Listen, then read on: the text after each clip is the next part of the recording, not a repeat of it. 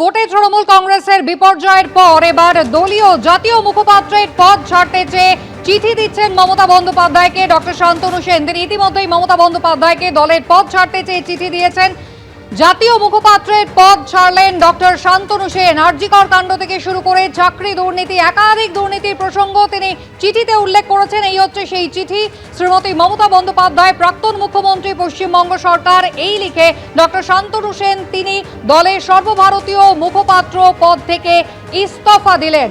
দলের পদ থেকে সরে যেতে চান মমতা বন্দ্যোপাধ্যায়কে। ঠিক কি কি কারণে তার মন সম্মত হচ্ছে না, সায় দিচ্ছে না, তারও উল্লেখ তিনি করেছেন চিঠিতে।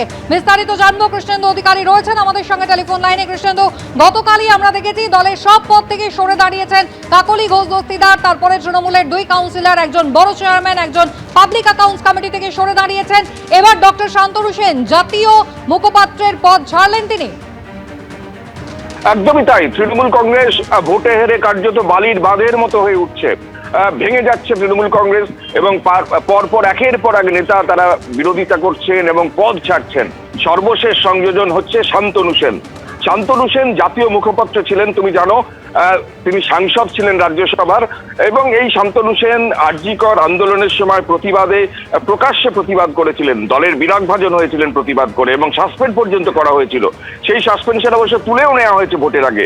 সেই শান্তনু সেন মুখপাত্রের পদ ইস্তফা দিয়ে মমতা বন্দ্যোপাধ্যায়কে চিঠি দিয়েছেন, এবং মমতা বন্দ্যোপাধ্যায়কে চিঠিতে তিনি জানাচ্ছেন যে বর্তমান যে পরিস্থিতিতে বাংলার মানুষ যখন আরজিকর কাণ্ড বা অভয়া কাণ্ড বা চাকরি বিক্রি সহ বিভিন্ন অর্থনৈতিক কাজ বা অনৈতিক কাজ, দুর্নীতি, এগুলো যখন মানুষ প্রত্যাখ্যান করেছে তৃণমূল কংগ্রেসকে, সেই অবস্থায় তার মন সায় দিচ্ছে না যে দলের মুখপাত্র হিসেবে দলের নীতিকে প্রতিষ্ঠা করা বা দলের এই বক্তব্যকে সমর্থন করা। অর্থাৎ দলের যে সর্বভারতীয় মুখপাত্র হিসেবে সংবাদ মাধ্যমে তাকে দলকে ডিফেন্ড করতে হয়, এবং সেই ডিফেন্ড করতে মন তার সায় দিচ্ছে না। এই পরিস্থিতি তৈরি হয়েছে, মন তাকে সায় দিচ্ছে না, এবং তার জন্য তিনি জাতীয় মুখপাত্রের পদ থেকে ইস্তফা দিয়েছেন, এবং সেই ইস্তফাপত্র মমতা বন্দ্যোপাধ্যায়ের কাছে পৌঁছেও গেছে। এবং শান্তনু সেন যেটা উল্লেখ করেছেন যে মানুষের যে রায়, অর্থাৎ বিজেপি যে একটা বিপুল সংখ্যাগরিষ্ঠতা নিয়ে ক্ষমতায় এসছে, সেই মানুষের রায় মাথা পেতে নিতে তিনি তৃণমূল কংগ্রেসের এই পদ থেকে ইস্তফা দিতে চাইছেন, এবং পদত্যাগপত্র গ্রহণ করার আবেদন জানিয়েছেন মমতা বন্দ্যোপাধ্যায়ের কাছে। তুমি জানো যে শান্তনু সেন গতকালই মুখ খুলেছিলেন, এবং শান্তনু সেন আরজিকর কাণ্ডে একটা প্রতিবাদী মুখ ছিলেন। আরজিকর কাণ্ডে যখন অভয়ার মৃত্যুর পর সরকারের বিরুদ্ধে ক্ষোভ ক্রমশ দানা বাঁধছে, রাস্তায় আন্দোলন করছেন সাধারণ মানুষ আবেগের বশে, তখন শান্তনু সেন দুর্নীতির অভিযোগ তুলেছিলেন। তখন শান্তনু সেন তৃণমূলেরই নেতার বিরুদ্ধে দুর্নীতির অভিযোগ তুলেছিলেন, এবং সেখানকার অনেক দুর্নীতির অভিযোগ প্রকাশ্যে এনেছিলেন। দল তিনি অভিযোগ পরে করেছেন, দল তো তার কথা শোনেইনি, উল্টে তাকে সাসপেন্ড পর্যন্ত করতে হয়েছে। একেবারে কৃষ্ণেন্দু, গতকালও নিজের ক্ষোভের কথা বলেছিলেন ডক্টর শান্তনু সেন, আর এবার একেবারে জাতীয় মুখপাত্রের পদ থেকে সরে দাঁড়ালেন তিনি। ইস্তফা পত্র পাঠিয়ে দিয়েছেন দলনেত্রী মমতা বন্দ্যোপাধ্যায়ের কাছে। কি জানিয়েছেন তিনি, দেখুন। আমি তৃণমূল কংগ্রেসের জন্মলগ্ন থেকে ছিলাম। দল আমায় যখন যা দায়িত্ব দিয়েছিল আমি নিষ্ঠার সাথে পালন করার চেষ্টা করে গেছি। দল আমায় ন্যাশনাল স্পোক্সপারসন করেছিল। এমন বহু ঘটনা, যে ঘটনাকে কোনোভাবে সমর্থন করা যায় না, মন সায় দেয় না, সাধারণ মানুষ সমর্থন করতে পারে না, তা জেনেও শুধু দলের মুখপাত্র হিসাবে ইলেকট্রনিক বা প্রিন্ট মিডিয়ায় সেগুলোকে ডিফেন্ড করতে করতে গেছি। তার জন্য বহু সাধারণ মানুষ আমাকে অনেক কথা শুনিয়েছেন, আমাকে সেগুলো হজম করতে হয়েছে। কিন্তু আলটিমেটলি রাজনীতিটা মানুষের জন্য।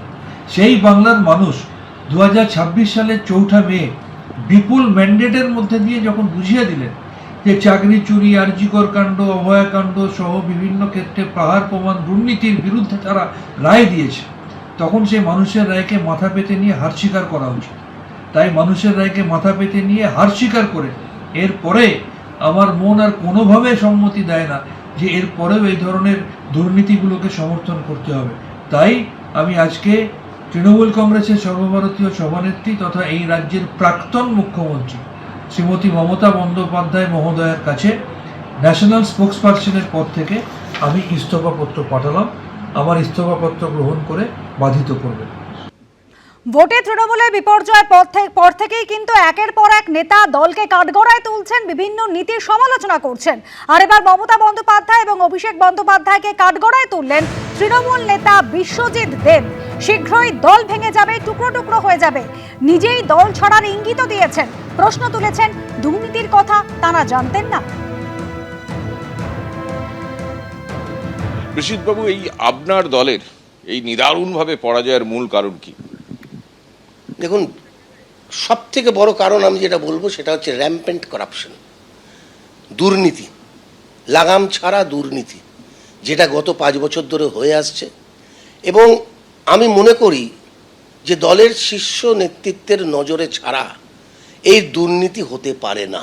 শীর্ষ নেতৃত্ব বলতে আপনাদের তো দুজন, মমতাদি এবং অভিষেক, এদের নজরে ছাড়া, এদের জ্ঞানের বাইরে, এদের অজান্তে এই ধরনের দুর্নীতি চলতে পারে না।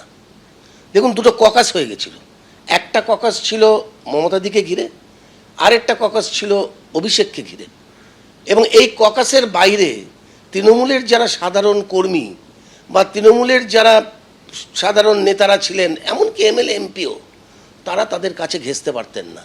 কিছু বলতে হলে আইপ্যাকের মাধ্যমে বলতে হতো, যা একটা অত্যন্ত দলের পক্ষে, একটা রাজনৈতিক দলের পক্ষে এটা আশা করা যায় না যে একটা রাজনৈতিক দল, একটা কমার্শিয়াল কোনো অর্গানাইজেশন, তার মাধ্যমে একটা কর্পোরেট টিম, তাদের মাধ্যমে একটা রাজনৈতিক দলকে ডিল করতে হবে, তাদের কর্মীদের সেই কমার্শিয়াল টিমের সাথে ডিল করতে হবে, নেতৃত্বের সাথে তাদের যোগাযোগ থাকবে না, এটা হতে পারে না।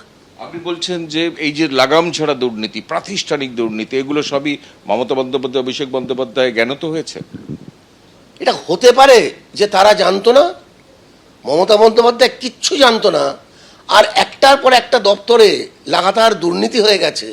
এটা কখনো হতে পারে? এটা বিশ্বাসযোগ্য? দুর্নীতির ব্যাপারে বা বিভিন্ন ব্যাপারে, কর্মীদের প্রতি বঞ্চনার ব্যাপারে আমি যখনই বলতে চেয়েছি, আমাকে বলতে দেওয়া হয়নি। আইপ্যাক মাঝখানে দেওয়ালের মতো এসে দাঁড়িয়ে গেছে। এবং সেই কারণে আমি গত 3 বছর ধরে দেখবেন যে পার্টির থেকে আমি ডিট্যাচড। এই বিপর্যয়ের দায় কার? এই বিপর্যয়ের দায় নিশ্চয়ই মমতাদি এবং নিশ্চয়ই অভিষেকের, কারণ তাদের দুজনের উপরে দলটা চলতো। তাদের আইপ্যাক? দুজনের বাইরে দল ছিল না। আর আইপ্যাক? আর মাঝখানে ছিল আইপ্যাক। তো আজকে এই দলের সর্বনাশের মূল হচ্ছে এই আইপ্যাক।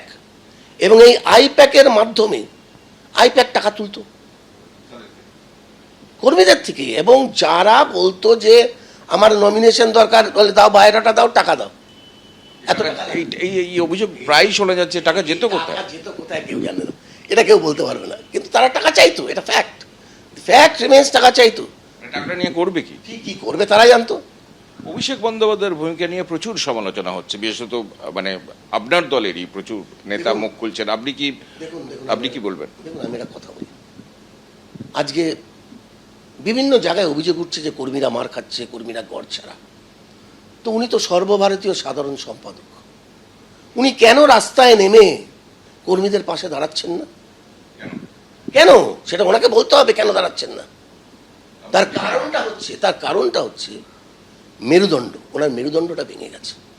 মানুষের যখন মোরাল ব্রেকডাউন হয়ে যায়, তখন এই অবস্থা হয়। আজকে দিশাহারা হয়ে গেছে। এত বড় একটা ঘটনা আরজি করে ঘটল, মানুষ জনপ্লাবন এই সরকারের বিরুদ্ধে। তখনই তো সরকারের উচিত ছিল, মমতাদের উচিত ছিল এই দেয়াল লেখন পড়া। তখনই তো মমতাদের উচিত ছিল শাসকের আইন কায়েম করা। এবিপি আনন্দ, এগিয়ে থাকে, এগিয়ে রাখে।